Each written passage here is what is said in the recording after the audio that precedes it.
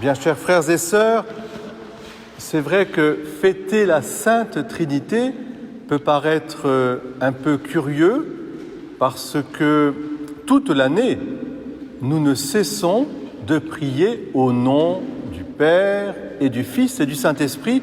Et on peut même dire que non seulement la prière liturgique s'articule autour de cette Trinité sainte, mais que normalement un chrétien, non pas un bon chrétien, mais un vrai chrétien, ne nous considérons pas comme bons, Dieu seul est bon, un chrétien commence sa journée par le signe de croix et conclut sa journée par le signe de croix. Et même, j'ai envie de vous dire, au moment du baptême d'un enfant qu'on entend gazouiller, il est magnifique cet enfant, eh bien, il va être baptisé au nom du Père et du Fils et du Saint-Esprit. Tous les sacrements, et même lorsque nous partirons dans notre éternité avec le muni des sacrements, comme on dit, et il faut s'y préparer, eh bien, ce sera aussi au nom du Père et du Fils et du Saint-Esprit. Et j'ai envie de dire, va dans la demeure de Dieu, dans la maison de Dieu, cette maison qui est une maison de famille. Au fond, c'est le mystère du Dieu famille qui se révèle à nous.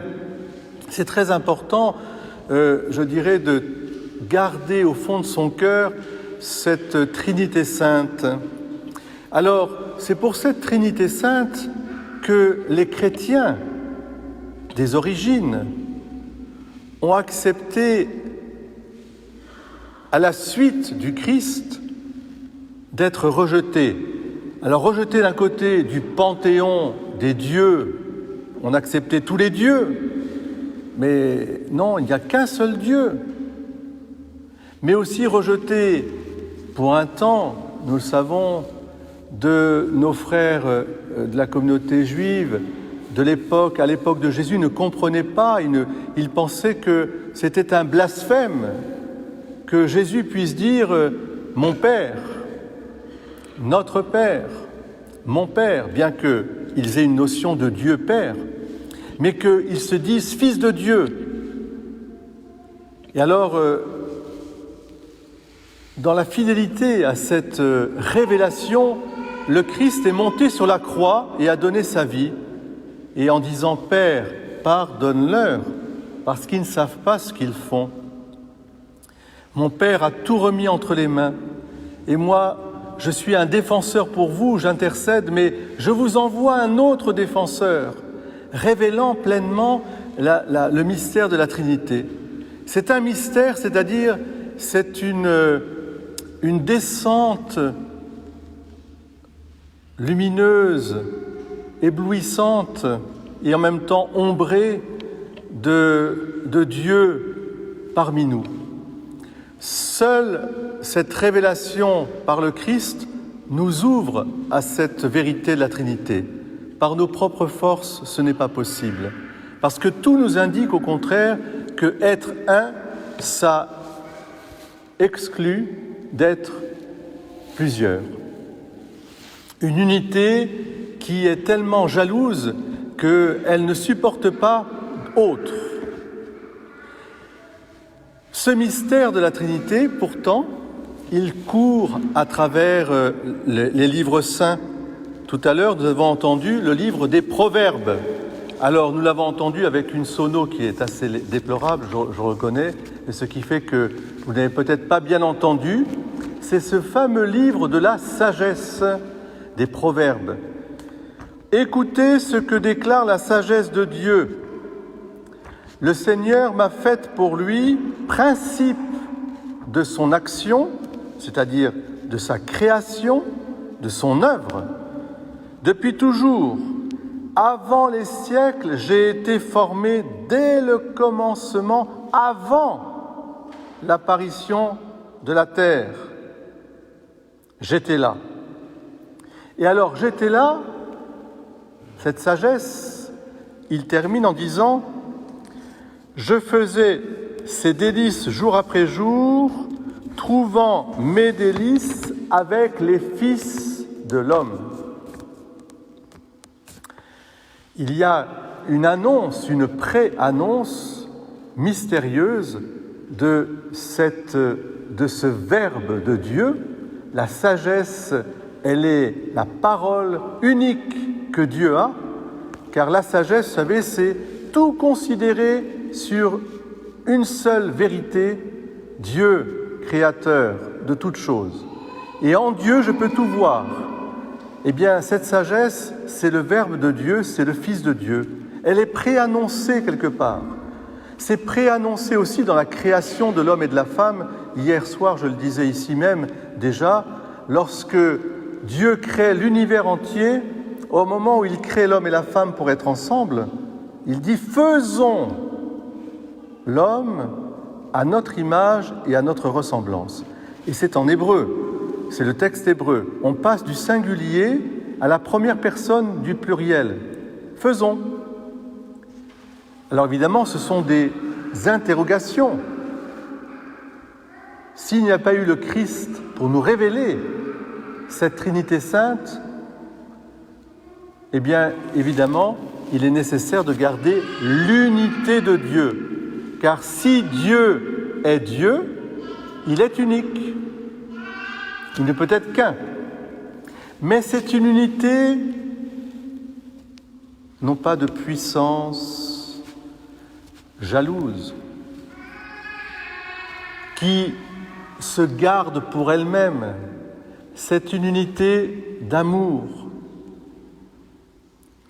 C'est-à-dire, ce qui est le cœur même du mystère de Dieu, c'est l'amour. Je me rappelle dans une comédie anglaise très drôle, ce Duke, que je vous invite à aller voir, le monsieur qui est au tribunal parce qu'il a volé le tableau de Goya pour le donner, il voudrait une somme d'argent pour le donner aux pauvres, c'est une histoire vraie d'ailleurs.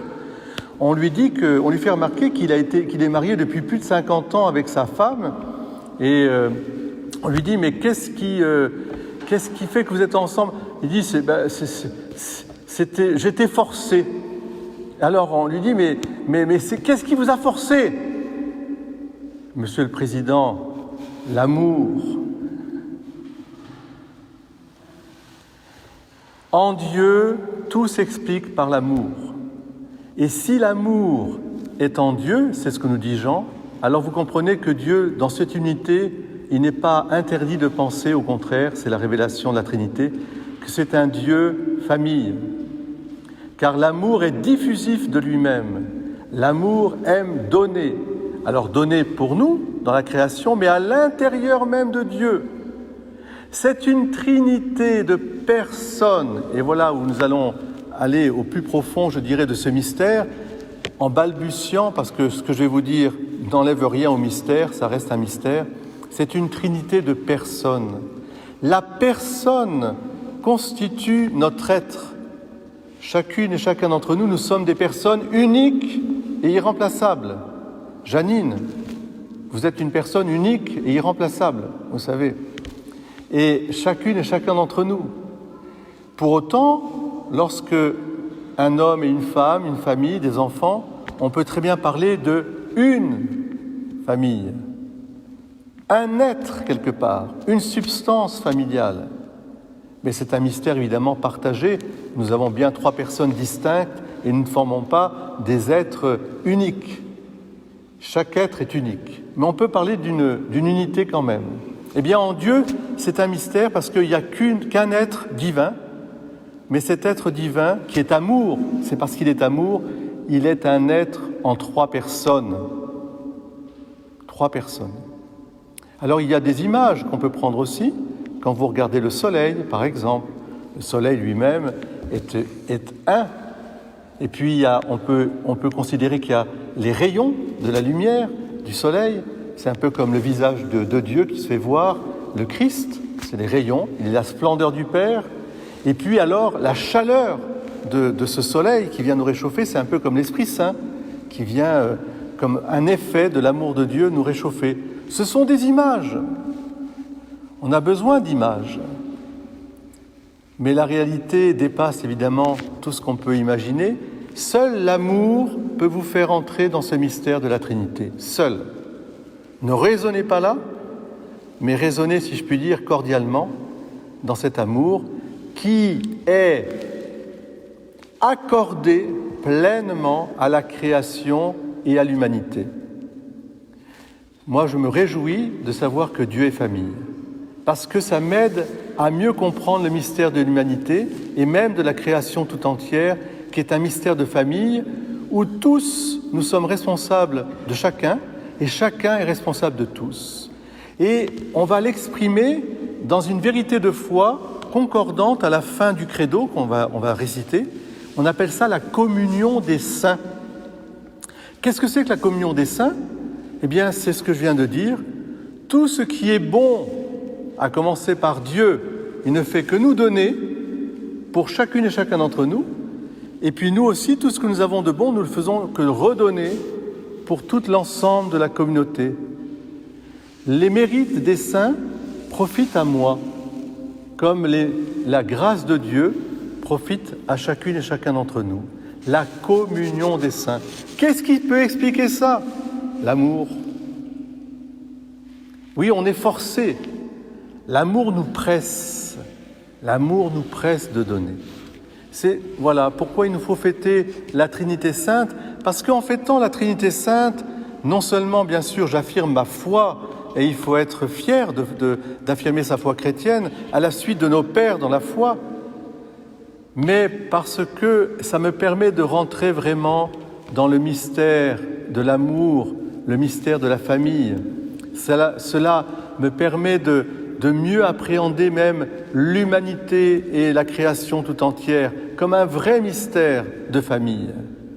Et cela me permet aussi de prier pour la famille humaine, créée à l'image et à la ressemblance de Dieu, de vouloir la magnifier, la protéger, et qu'au sein de cette famille apparaisse le vrai visage de Dieu.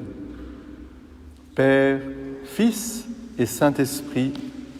Alors la petite Thérèse de l'Enfant Jésus, je terminerai là-dessus, elle avait une prière tout à fait étonnante, une prière, je dirais, tout à fait, on dirait que c'est vraiment elle, c'est bien son style à elle.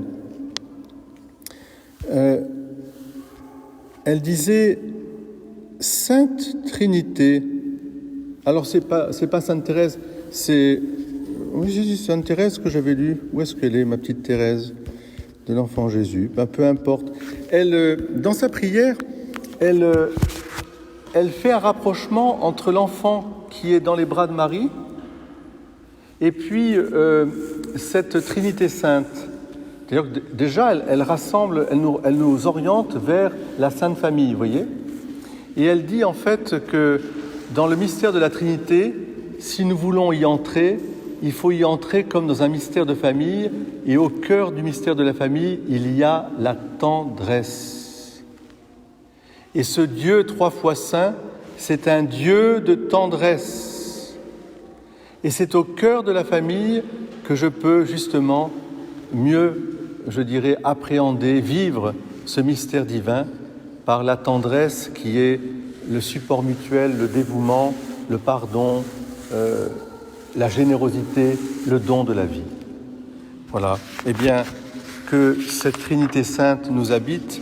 Gloire au Père. On va le chanter. Gloria Patri et Filio et